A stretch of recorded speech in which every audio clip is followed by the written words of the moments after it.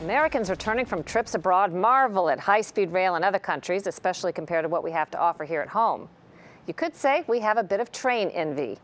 Almost every American urban worker dreams of shortening commute times. Some cities are pursuing the dream, but Full Measure correspondent Josie Sturman found a lot of critics and billions of your tax dollars that have already run off the rails.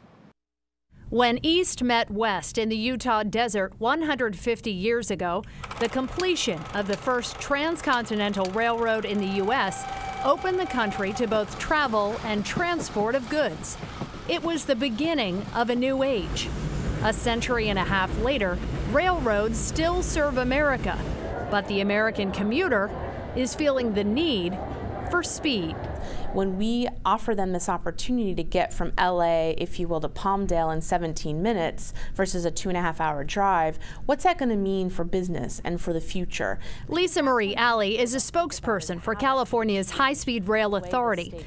In 2008, that state's voters gave the go-ahead to finance the massive project. But it took almost a decade, 7 years, for construction to start on a 520-mile high-speed train system connecting San Francisco and Los Angeles. Once completed, the bullet train will ride along this track, cutting the 6-hour trip by more than half.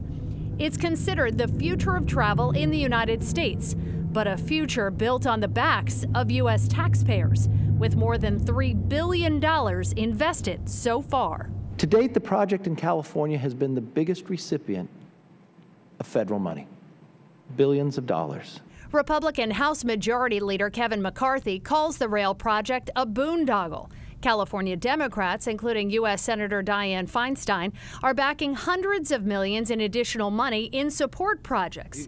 McCarthy, though, says it should be stopped immediately. He's been a vocal critic as far back as 2012. I know Hollywood happens to be in California, but this is not a Kevin Costner movie. If we build it, I don't know if they will come. And that is not how we play with taxpayers' money.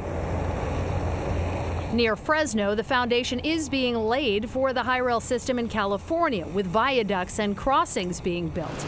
But it will be nearly a decade before riders can hit the rails. A Federal Railroad Administration report cited by lawmakers called the project over budget and behind schedule. Well, I would disagree that we're behind schedule or over budget. We always have to predict what our budget's going to be. We anticipate right now our system will cost $64 billion.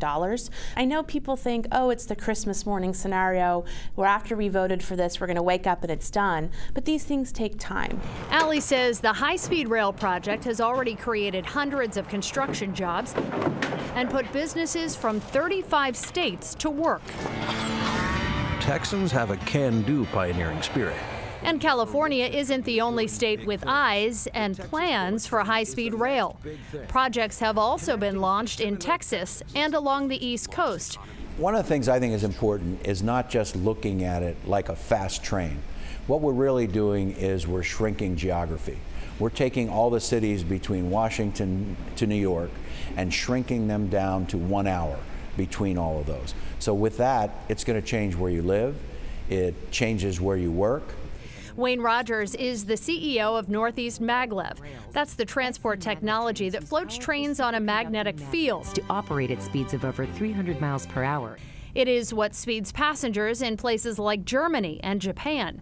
$28 million was awarded by the FRA just to study the impact of a maglev train in the Northeast.